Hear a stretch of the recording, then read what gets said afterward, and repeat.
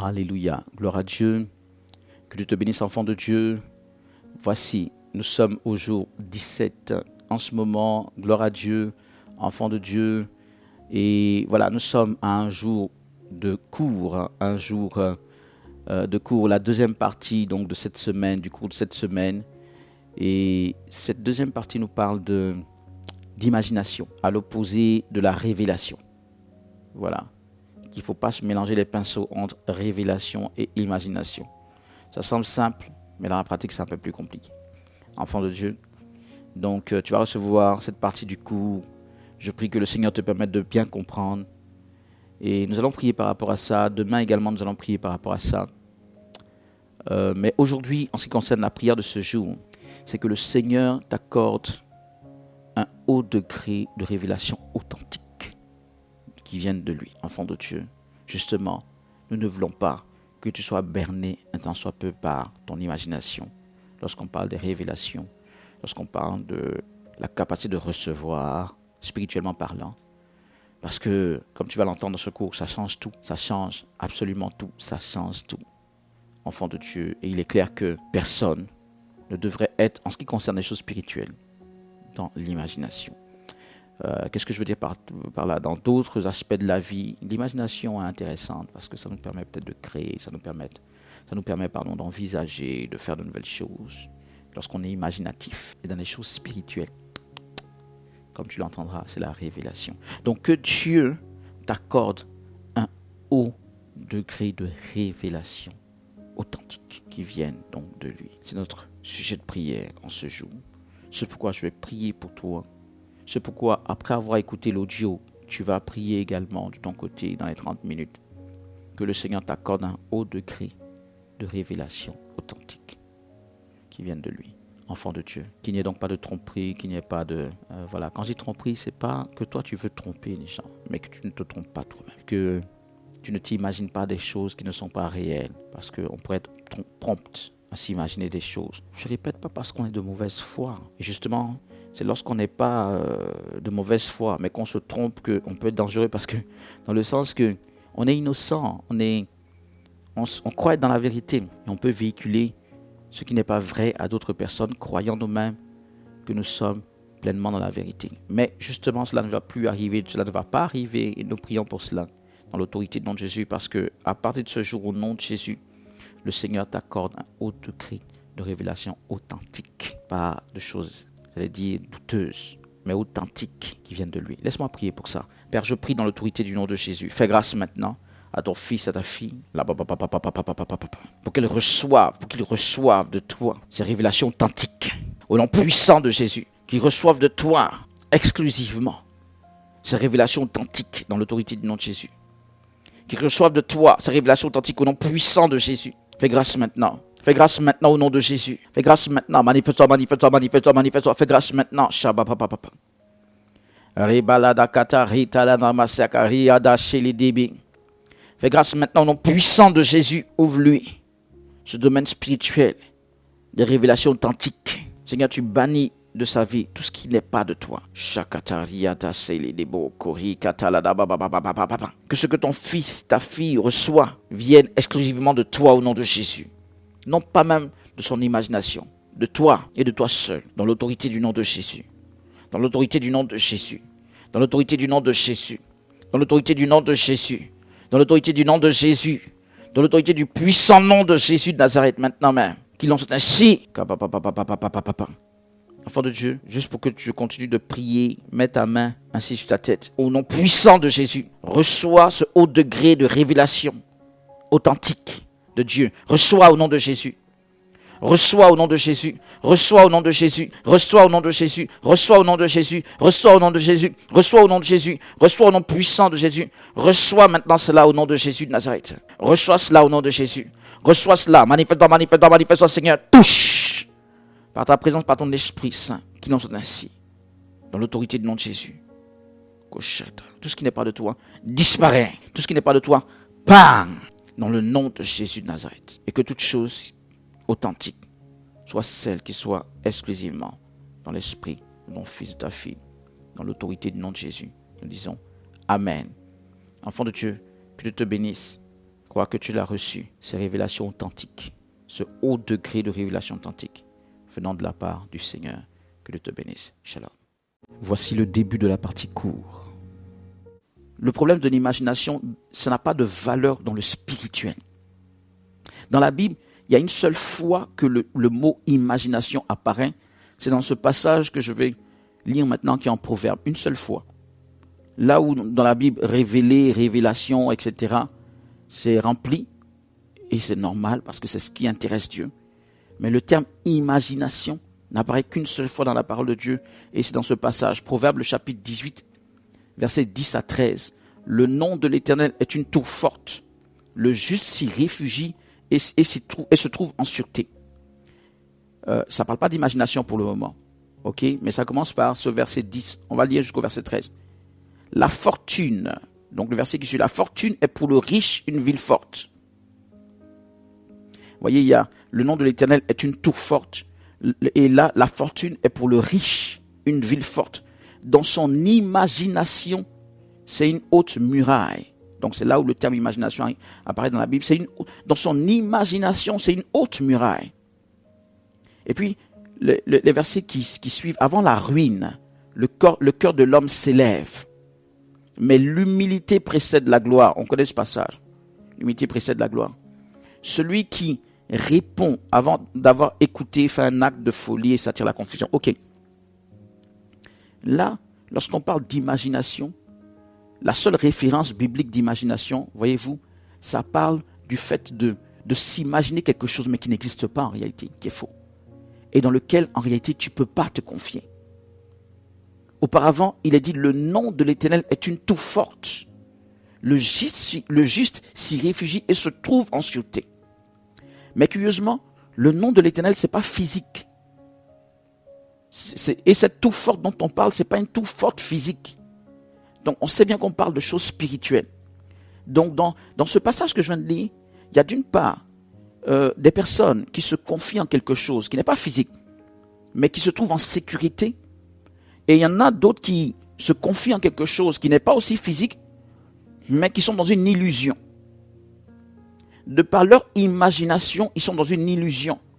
Alors que celui qui est avant le nom de l'Éternel, celui qui se confie dans le nom de l'Éternel, qui a une tour forte, en réalité, même si cela n'est pas dit comme ça, on comprend que ça parle de choses spirituelles que le Seigneur nous révèle. Donc ça parle de la révélation. Le nom de l'Éternel est une tour forte. Le juste s'y réfugie et se trouve en sûreté.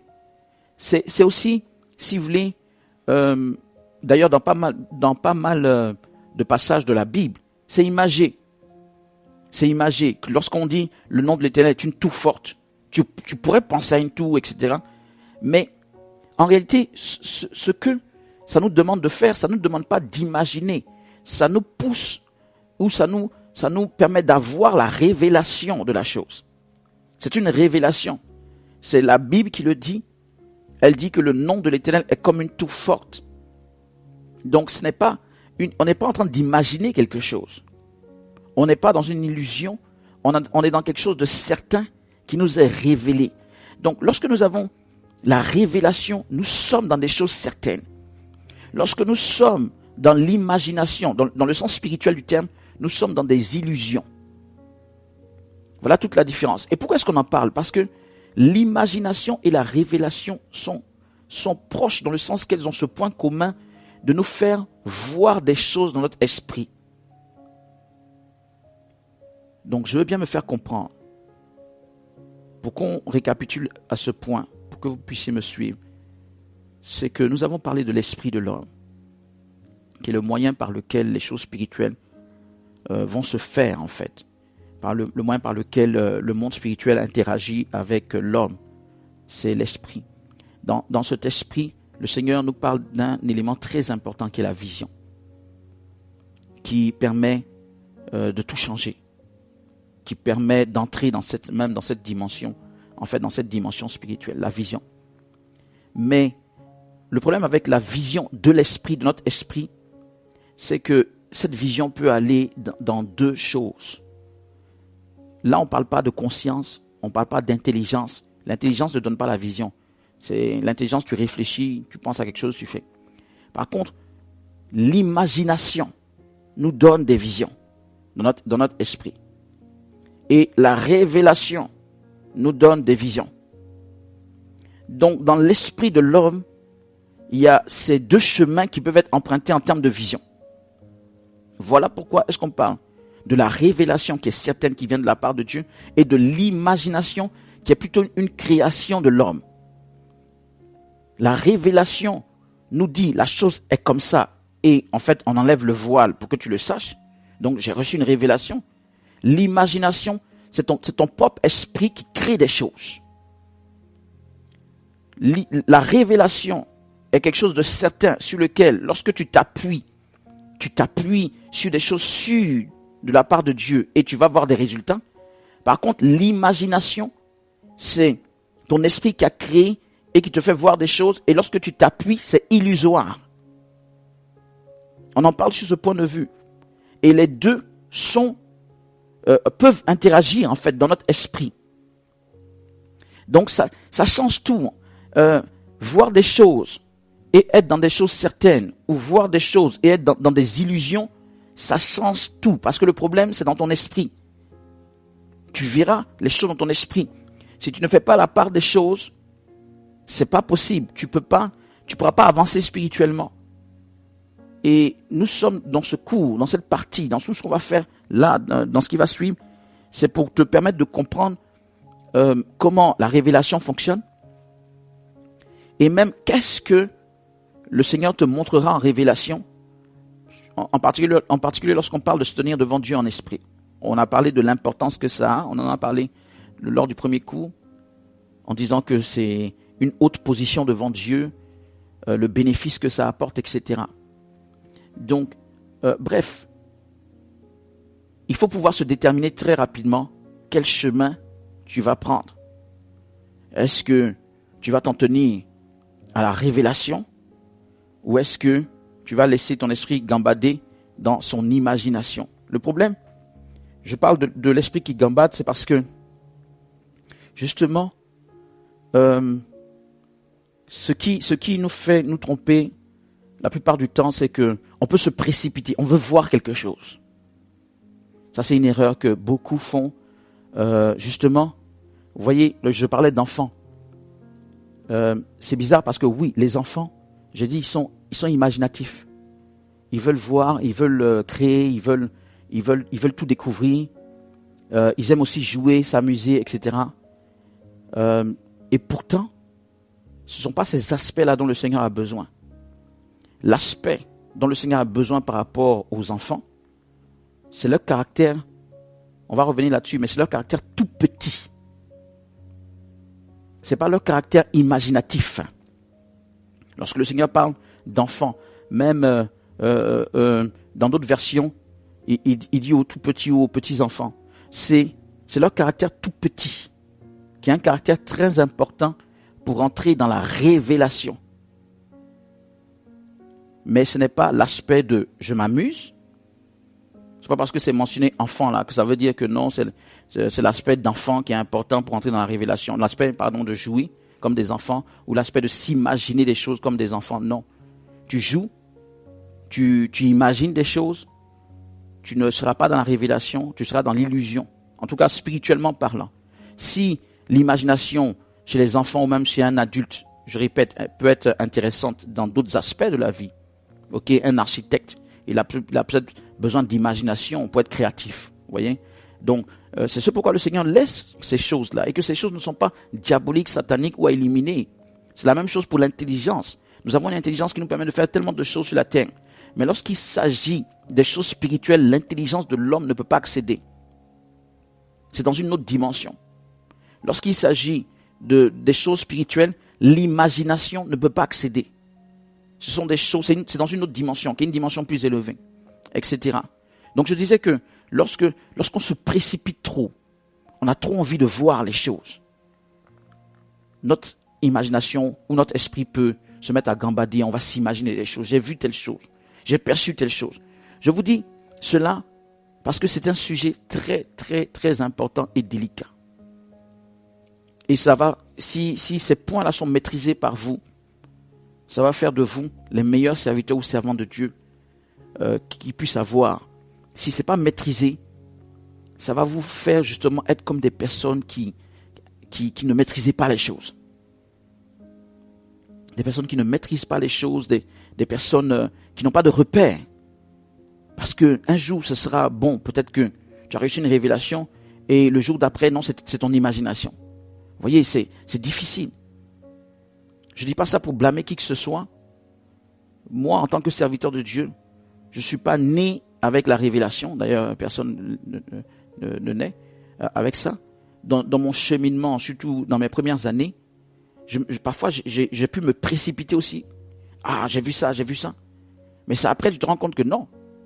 C'était une précipitation de ton esprit. C'était une anticipation. Tu voulais tellement voir, tellement entendre, tellement ceci. Et tu fais des erreurs. Et même actuellement, beaucoup de gens font des erreurs comme ça, consciemment ou inconsciemment. Parce que bon, il y en a aussi qui racontent n'importe quoi. Ils savent que c'est n'importe quoi, mais ils le font quand même. Mais je veux croire qu'ici, il n'y a pas cette catégorie de personnes. Alors nous parlons de personnes qui peuvent se tromper, mais de bonne foi. Mais se tromper de bonne foi dans l'œuvre de Dieu, s'il vous plaît, ça ne doit pas exister. Parce qu'il y a trop de conséquences lorsqu'on parle de l'œuvre du Seigneur. Donc nous n'avons pas droit à l'erreur. Et sachez que c'est possible. C'est dans cette dimension que vous allez être, dans la dimension de la révélation, où on n'a pas droit à l'erreur. Et par la grâce de Dieu, par l'assistance du Saint-Esprit, où on ne fait pas d'erreur. S'il vous plaît, ne prenez jamais l'œuvre de Dieu comme une œuvre où on peut faire des erreurs. Je vous dis la vérité. Je sais que ce que je demande, ça semble être gros. Oui, ça semble être gros, mais je souhaite ce qu'il y a de meilleur pour vous. On n'est pas parfait, on peut faire des erreurs, mais si vous voulez, on ne vise pas le stade où on fait des erreurs pour dire non, moi mon ambition c'est d'être dans un stade où je vais faire des erreurs. Ou bien on ne se satisfait pas d'une position où on fait des erreurs. Parce que tu encadres spirituellement des personnes. Tu parles, par exemple, en live à des personnes. Tu conseilles des personnes en privé, etc. C'est-à-dire que ce que tu fais a des répercussions, pas seulement sur toi. Encore ta vie, effectivement, si tu fais des erreurs, peut être endommagée, etc. Mais ça peut avoir des répercussions sur beaucoup de personnes. Et comme le Seigneur utilise cette expression, il parle souvent de sang d'autres personnes qui peut nous être redemandées. C'est pas pour vous faire peur, mais c'est pour vous faire comprendre que nous ne sommes pas là justement pour jouer. Et cette dimension dont je parle, qui est la dimension de révélation, oui, nous pouvons y être et nous pouvons y demeurer. Donc, je ne suis pas en train de parler de choses qui sont trop difficiles et que on ne peut pas. C'est pas qu'on ne peut pas, non seulement on peut, mais on doit y être. On ne doit pas être dans l'à peu près lorsqu'on parle du service de Dieu. C'est pas possible. Donc, lorsqu'on est trop impatient, justement, on peut faire des erreurs. On peut voir des choses qui ne sont pas exactes. Parce que la révélation sous-entend que, je répète, une chose existe que tu ne vois pas, mais ce n'est pas toi qui enlèves le voile. C'est Dieu qui enlève le voile. Donc toi, tu ne fais qu'assister au fait de recevoir la révélation. Ce qui fait que lorsqu'on est dans une attitude pour recevoir une révélation, ce n'est pas une attitude du genre je veux voir. C'est une attitude patiente pour avoir une révélation. Ce n'est pas une attitude anticipative. Si tu essaies de tout anticiper, s'il y a trop de moi, je veux, s'il y a des passions en toi, tu ne pourras pas bien voir. Tu risques de voir ce que toi tu veux. Aujourd'hui, moi, je suis sûr que Dieu me montre des choses parce que, si vous voulez, il y a cette mort. Au fil des années, ou selon ce que Dieu permet, tu meurs à certaines envies. Dans le sens que je veux voir, je veux prouver. Il y a beaucoup de serviteurs qui veulent prouver des choses. Je vous assure. Quand ils prennent la parole, qu'ils prêchent, ils veulent prouver. Quand ils prient pour des gens, ils veulent prouver. Quand ils donnent des révélations, on parle de connaissances, ils veulent prouver. C'est en arrière-plan, personne ne sait. Mais ils ne sont pas suffisamment morts à ces choses et c'est en cela qu'ils font pas mal d'erreurs. Quand tu veux prouver quelque chose d'une manière ou d'une autre, ou te montrer, ou démontrer quelque chose simplement pour montrer aux gens, l'Esprit de Dieu te laisse aller seul. Tu vas seul. Et tu te cognes la figure là. Et après tu reviens, Seigneur, qu'est-ce qui n'a pas marché? Pourquoi? Mais parce que il y avait trop de ton toi, du moi qui était engagé dans la chose. Tu n'es pas suffisamment mort. Vous savez, lorsqu'on parle de la vie chrétienne, on sait, on le chante même, donc dans certains chants, on dit le voile est déchiré, le voile est ôté. On sait bien que le sacrifice de Jésus a enlevé le voile. La vie chrétienne, en réalité, lorsqu'on parle d'un chrétien, le voile doit être ôté. C'est-à-dire que lorsqu'on parle de voile qui est ôté, c'est la définition du terme révélation. Un chrétien doit être un homme ou une femme de révélation, pas d'imagination. Toute la vie chrétienne est une vie chrétienne de révélation, pas d'imagination. Donc ça parle de dimension. D'une dimension de celui qui est au-delà du voile, pas d'une dimension de celui qui est avant le voile. Celui qui est dans l'intelligence seulement. Celui qui est dans l'imagination seulement. Il n'a pas encore. C'est comme si le voile est encore là devant lui et il n'est pas allé dans l'endroit où Dieu est. Prenons par exemple des passages bibliques. Vous savez, on ne sait pas, mais en principe, c'est pas juste de dire à quelqu'un imagine la scène. On sait que ça peut aider. Je parle d'une scène, par exemple, d'une scène biblique. On sait que ça peut aider. On peut le dire à des gens qui sont pas très affermis. Imagine. Mais en principe, l'imagination, si on veut être très exact, l'imagination n'a rien à voir là. Ça doit être Seigneur, révèle-moi. Révèle-moi. Quand tu lis la Bible, c'est pas fais-moi imaginer. Je répète, ça semble pas être méchant et à un certain niveau de personnes qui ne sont pas très affermies, ça pourrait passer parce que c'est leur premier pas en Christ. Quelqu'un peut leur dire imagine la scène. Bon, voilà, ok. Mais plus tu grandis dans les choses de Dieu, en tant que chrétien, Dieu ne te demande pas d'imaginer. Pourquoi? Parce que l'imagination ne te dit pas que ce que tu penses est vrai. Imagine, prenons un passage biblique et mettons-nous à imaginer. Mais on risque d'imaginer des choses qui n'ont pas été. Et bâtir notre raisonnement, notre foi sur des choses qui n'ont pas été. Mais que nous avons dans notre imagination. Par contre, quand c'est la révélation, ce sont des choses qui ont été. Des choses vraies, donc. Que le Seigneur nous révèle. Et le Seigneur, donc, il est attaché à la révélation. Il confirme la révélation. Il ne confirme pas l'imagination. L'Esprit de Dieu n'accompagne pas l'imagination de l'homme. Même si c'est créatif. Supposons même que tu sois un artiste. Un artiste chrétien. Par exemple, moi-même j'aime l'art. Mais supposons que tu sois un artiste, même que tu écrives des livres, etc., etc. Dans une certaine mesure, l'imagination, je répète, est bonne. Mais lorsque tu veux aller dans les choses de Dieu, si tu veux que l'Esprit de Dieu accompagne ce que tu fais, il faut dire, Seigneur, révèle-moi. Il faut que ça vienne de la révélation. En ce moment, l'Esprit est dedans. Ce que tu vas, entre guillemets, créer, je dis bien entre guillemets, créer en tant qu'artiste ou tu vas mettre en forme, l'Esprit sera dedans parce que ça part de la révélation dans laquelle l'Esprit est, parce que c'est la vérité. Fin de la partie cours. Tu peux retrouver ce cours et bien d'autres cours dans notre application et même être dans le feu de la chambre haute de réveil spirituel à http://dynamique-de-réveil en un seul mot.org. Je répète, dynamique-de-réveil.org. Que Dieu te bénisse.